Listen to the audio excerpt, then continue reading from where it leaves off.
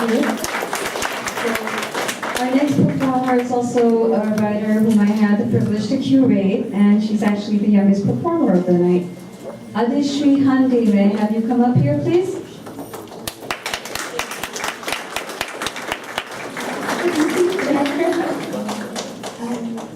Your mic, right? So what I would like to tell you all about Adhishri is that this young woman is a fantastic dancer. She's been dancing since she was 5. She does jazz, tap, ballet, and more things that I even know exist.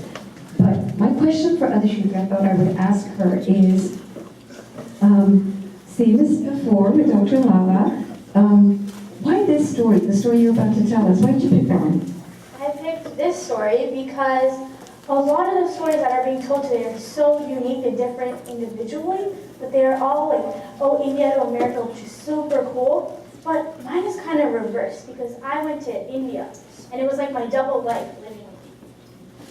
Adhishri goes to India every single summer, and she spends the entire summer there. And she has a unique take on being an Indian in America and an American in India. And I can't wait for you to hear her story, which is called Deers Don't Thomp. Deers Don't Thomp.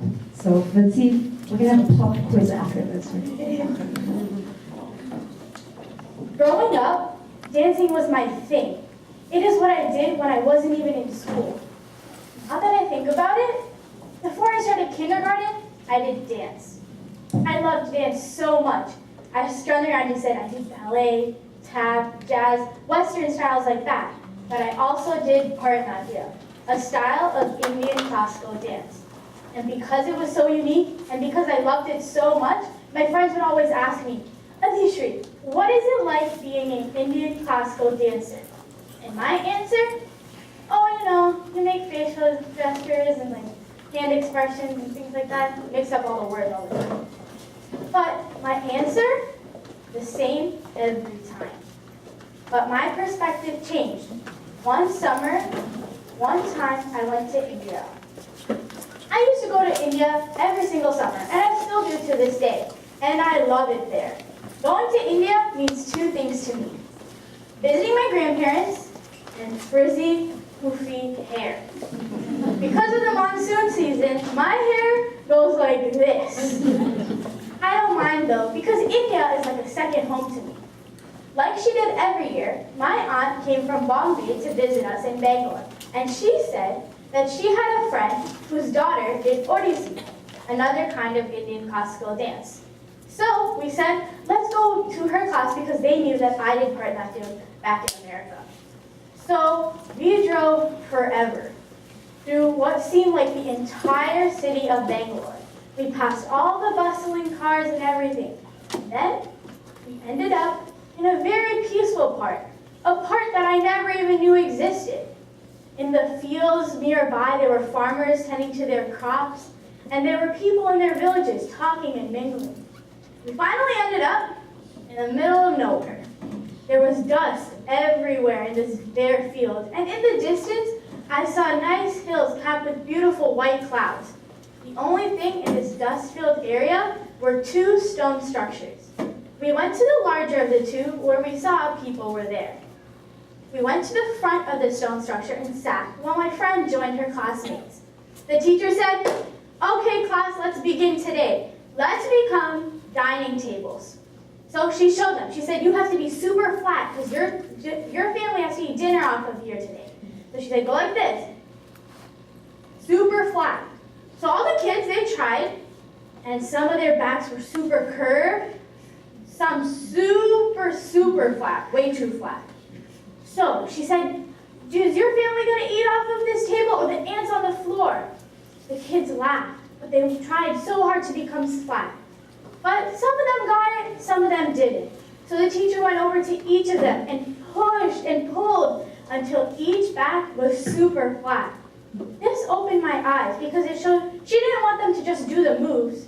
She wanted them to become the table. Another example of this is when she said, guys, you have to become deer now. She said, jump all around me, jump all around me. And they did, they jumped, and they jumped all around her. And she said, no, no, no. Have you ever heard a deer thomp like that? Do they come down like elephant? So all the children, just like that, they stopped thumping and they became very gentle and walked all around her. I could imagine them being deer in a field.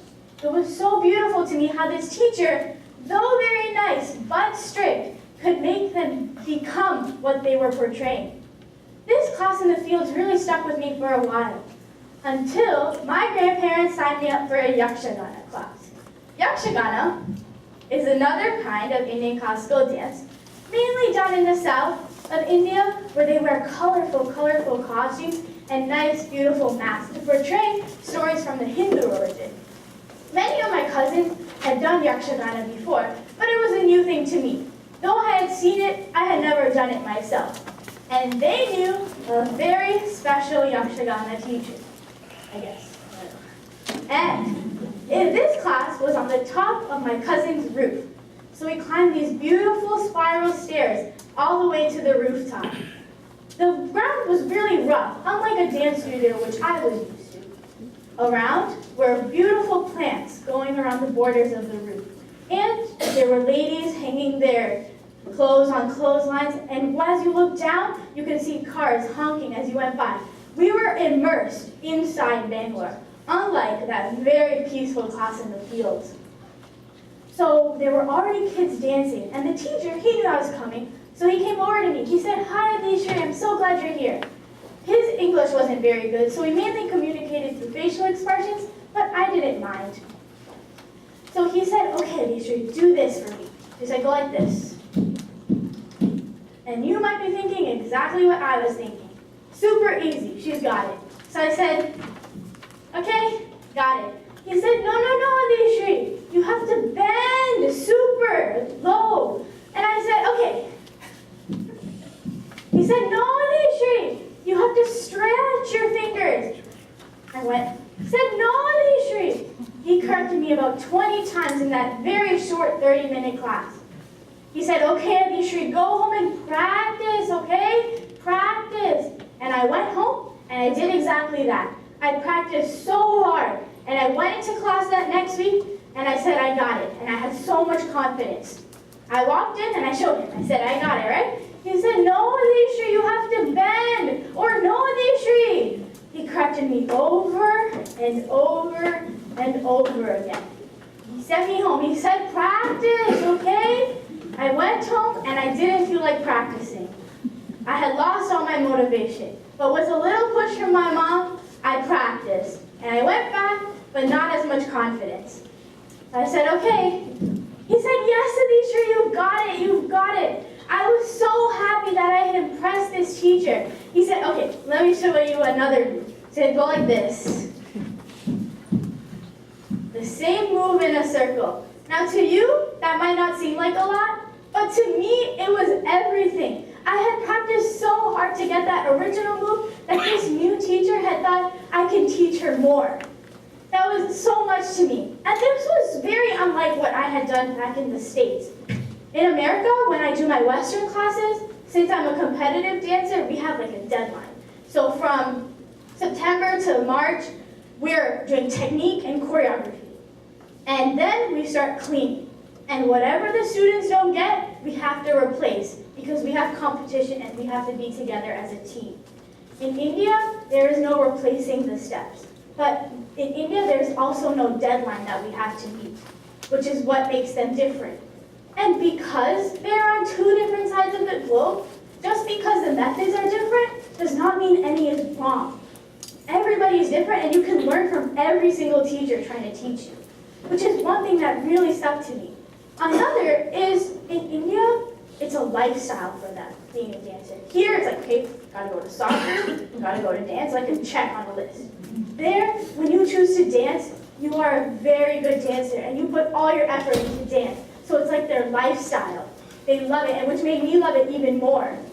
When other people love something, you love it even more. And another thing is, you have to become what you are portraying. You have to make the person come into your story. And when my friends now ask me, "Adhishri, what is it like being an Indian classical dancer? That's so cool." I say, it's bringing a whole culture alive. It's bringing people into your story. And the reason I remember this is because now I know that deers They leap and they do not thump, and tables are always, always flat.